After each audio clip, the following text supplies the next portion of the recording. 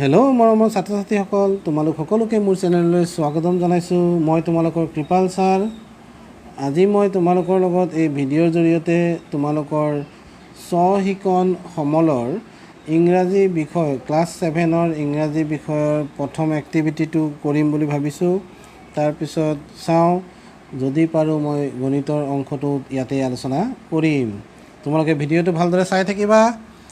এতিয়া ভিডিঅ'টোৰ আৰম্ভণিতে তোমালোকক দিছে Look at the picture and complete the sentences. Activity 1ত কি দিছে? Look at the picture and complete the sentences. তোমালোকে এই ছবিখন চোৱাচোন। ছবিখনত চোৱা, ইয়াত কি আছে? ল'ৰা ছোৱালীয়ে খেলি আছে, চৰাই উৰি আছে, গছ আছে, গীটাৰ বজাইছে ছোৱালী এজনীয়ে, গৰু আছে, সোঁফালে মহ আছেনে? এতিয়া কথাটো হ'ল, আমি ইংৰাজীত এই ল'ৰা ছোৱালীবোৰক কি বুলি ক'ম? ল'ৰা ছোৱালীবোৰক ইংৰাজীত কি বুলি কয়? চিলড্ৰেন। মৰমৰ ছাত্ৰ ছাত্ৰীসকল, এ নম্বৰ বাক্যটোত চোৱা কি কৈছে? There are dash playing in a circle. এতিয়া ছবিত তোমালোকে কি দেখা পাইছা? ল'ৰা ছোৱালীয়ে বৃত্তাকাৰত থিয় হৈ খেলি আছে। এতিয়া কোৱাচোন, এই খালী ঠাইত কি হ'ব? আমি অসমীয়াত ল'ৰা ছোৱালী বুলি লিখি দিম নেকি? ইয়াত আমি লিখিব লাগিব there are children playing in a circle. তোমালোকে কি লিখিবা? খালী ঠাইত লিখিবা এ নম্বৰৰ খালী ঠাইত তোমালোকে কি লিখিবা? CHILDREN children. পাৰিবানে? এতিয়া মই 2 নম্বৰ বাক্যটো কি কৈছে মই চাওঁচোন। 2 নম্বৰ বাক্যটোত কৈছে the girl standing along is holding এ। চোৱা, অকলে ৰৈ থকা ছোৱালীজনীয়ে কি লৈ আছে? এইটো কি বাৰু? এইটো হ'ল গীটাৰ, হয়নে নহয়? তোমালোকে বি নম্বৰ খালী ঠাইত কি লিখিবা? GUITER guitar. ধৰিব পাৰিছানে? চি নম্বৰটোত তোমালোকে কি লিখিবা? 4 dash are flying in the sky. চোৱাচোন, চাৰিটা কি দিছে? আকাশত 4টা কি উৰি আছে? চৰাই উৰি আছে। কি লিখিবা? BIRD। চোৱা BIR, মই কি লিখিছোঁ? BIRD। ইয়াত কি লিখিব লাগিব? S এটা দিব লাগিব। কিয় কোৱাচোন? যিহেতু চৰাই কেইটা উৰি আছে বুলি কৈছে? 4 মানে এটাতকৈ বেছি, গতিকে ইয়াত আমি কি দিব লাগিব? বাৰ্ড বুলি লিখিলে নহ'ব, আমি লিখিব লাগিব বাৰ্ডছ। কি লিখিবা? বাৰ্ডছ। এতিয়া চিৰ পিছত কি আছে? ডি নম্বৰটোৰ খালী ঠাইত তুমি কি লিখিবা? The dash is looking at the children. কিহে ল'ৰা ছোৱালীকেইটা চাই আছে? চোৱাচোন, পিছফালে থকা এই ক'লা মহটোৱে বাফেলো,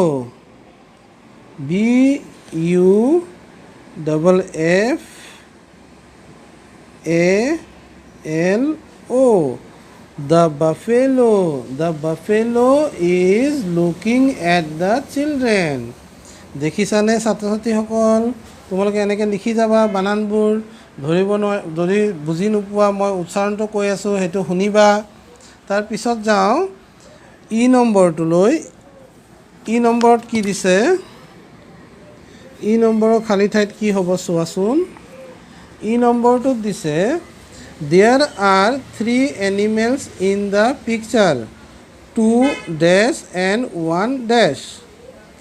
দুটা কি? 2 buffaloes। কি লিখিবা? 2 buffaloes। আৰু এটা খালী ঠাইত কি হ'ব? 2 buffaloes নিলিখিবা, 2 কাউ কাউ দুটা আছে হয়নে? 2 cows। দুটা গৰু কাউজ লিখিবা আৰু এটা কি লিখিবা বাফেলো বাফেলো দেখিছা দুটা বা দুজনী গৰু আছিল আৰু এটা কি আছিল মহ আছিল it is a dash day চোৱা আকাশত কি দেখিছা ডাৱৰ দেখিছা হয়নে নহয় ইট ইজ এ ডাৱৰ থাকিলে ক্লাউডি হ'ব যদি ৰ'দ দি থাকে তেতিয়া কি হ'ব ছানি ডে হ'ব তুমি কি লিখিবা it is a cloudy day লিখিবা কি লিখিবা ক্লাউডি ডে দেখিছা কি লিখিবা ক্লাউডি ডেটো দি থোৱা আছে লিখিব নালাগে এতিয়া ছাত্ৰ ছাত্ৰীসকল মই যদি এক্টিভিটি 2টো কৰিবলৈ যাওঁ তেতিয়াহ'লে 2টোত তোমালোকৰ কি দি আছে তোমালোকে এবাৰ ভালদৰে চাবা দেই এক্টিভিটি 2ত তোমালোকক দিছে complete the conversation between Neeta and Irfan complete the conversation between Neeta and Irfan hello' my name is Neeta my hobby is singing what is your name what is your hobby এতিয়া নীতাই কোৱা কথাখিনি ক'লে এতিয়া ইৰফানে কি কৈছে চোৱা মাই নেম ইজ ইৰফান কি লিখিব লাগিবতো ইৰফান এই স্পেলিংটো ইয়াত লিখিব লাগিব এইটো লিখোঁতে সদায় মন কৰিবা আইটো কেপিটেল হ'ব প্ৰথম আখৰটো কি হ'ব কেপিটেল কিয় কেপিটেল হ'ব জানানে তোমালোকে কাৰণ এই ইৰফান হ'ল এজন বিশেষ ব্যক্তিৰ নাম গতিকে যদি প্ৰপাৰ নাউন হয় অৰ্থাৎ ব্যক্তিবাচক বিশেষ্য হয় তেতিয়াহ'লে কি হয় প্ৰথম আখৰটো কেপিটেল লেটাৰ দি লিখিব লাগে তেনেহ'লে ইয়াত আমি কি লিখিব লাগিব মাই name is Irfan my hobby is চোৱাচোন ইৰফানক চাই ইৰফানৰ ফটোখন চাই তুমি হবিটো ধৰিব পাৰিবানে বাৰু নোৱাৰা ইৰফানৰ ফটোখন চাই তুমি হবিটো ধৰিব নোৱাৰিবা কিন্তু তুমি যদি পিছত 3 নম্বৰ নীতাই কোৱা কথাখিনি চোৱা I practise singing dash when do you like to paint তাৰমানে পেইণ্টৰ কথা আহিছে তাৰমানে ইৰফানে তাৰ হবি কি বুলি কৈছে মাই হবি ইজ কি লিখিব লাগিব পেইণ্টিং PAINT তাৰ লগত কি লিখিব লাগিব ING তাৰমানে তোমালোকে মাই নেম ইজ ইৰফান দেখিছানে মাই নেম ইজ ইৰফান তোমালোকে এইটো লিখিলা নেম ইজ ইৰফান এইটো লিখি ল'লা মাই হবি ইজ বুলি কৈছিলে মাই হবি ইজ কি লিখিব লাগিব পেইণ্টিং PAINT পেইণ্ট বানানটো পাইছা তাৰ লগত ING লগাই দিব লাগিব my hobby is painting when do you practise singing লগে লগে ইৰফানে প্ৰশ্ন কৰিলে তুমি কেতিয়া গানৰ অভ্যাস কৰা বা আখৰা কৰা হয়নে নহয়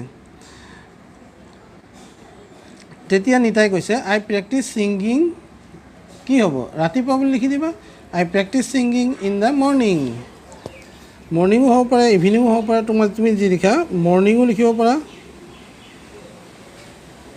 মৰ্ণিং বুলি লিখিলে তুমি লিখিব পাৰা ইভিনিং বুলি লিখিলে তুমি লিখিব পাৰা তোমাৰ ইচ্ছা এইটো দেই তুমি যোনটো লিখা দুটাই শুদ্ধ হ'ব when do you like to paint আকৌ লগে লগে কি কৰিছে ইৰফানক প্ৰশ্ন কৰিছে তুমি কেতিয়া পেইণ্ট কৰিবলৈ পেইণ্ট কৰি ভাল পোৱা তেতিয়া ইৰফানে আকৌ ইৰফানৰ উত্তৰখিনি দিব ইৰফানৰ উত্তৰখিনি কেনেকৈ দিব I like to paint when I am কেতিয়া হ'ব I like to paint when I am কেতিয়া কৰিব স্কুল যোৱাৰ সময়ত কৰিব নেকি যেতিয়া ফ্ৰী থাকে তেতিয়াহে পেইণ্টিং কৰিব ৱেন আই এম ফ্ৰী বা কোনো কাম নাথাকে বুজিছানে what types of song do you like to sing তুমি কেনেকুৱা গান গাই ভাল পোৱা কেনেধৰণৰ গান গাই ভাল পোৱা তেতিয়া নীতাই কৈছে আই লাভ ছিংগিং কি singing classical song modern song কি আধুনিক গীত গাই ভাল পায় নে কি ভাল পায় তুমি লিখি দিবা ক্লাছিকেল লিখিলে বানানটো এনেকৈ লিখিবা চোৱা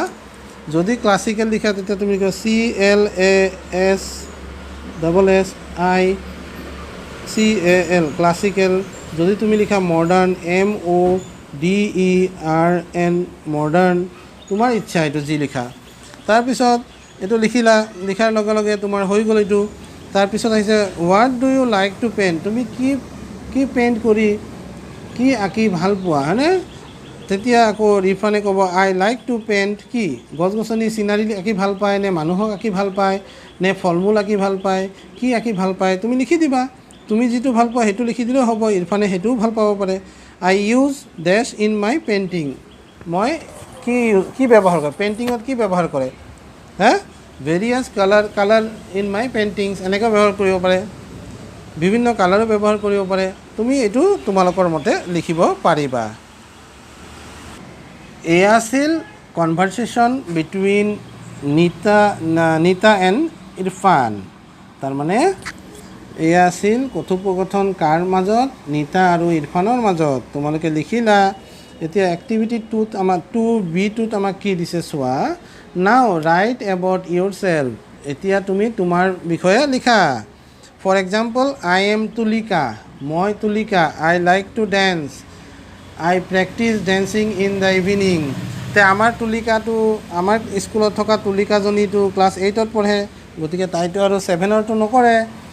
যিয়ে হওক লিখিলে আৰু ইয়াত উদাহৰণস্বৰূপে কিবা এটা দিছে। এতিয়া ইয়াত তোমালোকে কি লিখিব লাগিব, আই এম ডেছ, তুমি ইয়াত তোমাৰ নামটো লিখিবা। আই লাইক টু কি তুমি ভাল পোৱা, কি ভাল পোৱা লিখিবা।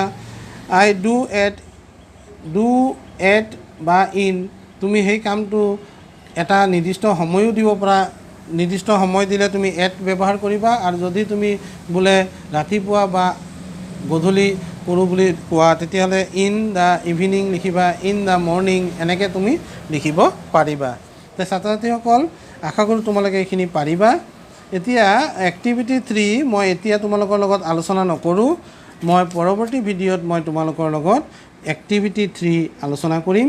তোমালোকে মোৰ ভিডিঅ'টো চাবৰ বাবে মোৰ চেনেলটো ছাবস্ক্ৰাইব কৰি ল'বা। মই পৰৱৰ্তী ভিডিঅ'ত তোমালোকলৈ এক্টিভিটি 3, 4 আৰু কিমানকেইটা আছে মই সেই গোটেইখিনি চেষ্টা কৰিম দিবলৈ। 3, 4, 5A আৰু 5B আছে। ছাত্ৰ ছাত্ৰীসকল সকলোকে ধন্যবাদ জনালোঁ। তোমালোকে নিজে চেষ্টা কৰিবা। তোমালোকে যেতিয়ালৈকে নিজে শিকিবলৈ চেষ্টা নকৰা তেতিয়ালৈকে তোমালোকে শিকিব নোৱাৰিবা। গতিকে তোমালোকে নিজেই শিকাৰ চেষ্টা কৰিবা, আমি সহায় কৰি যাম। কিবা নোৱাৰিলে আমাক মেছেজ কৰিবা, আমাক সুধিবা, আমি জনাই যাম। ধন্যবাদ।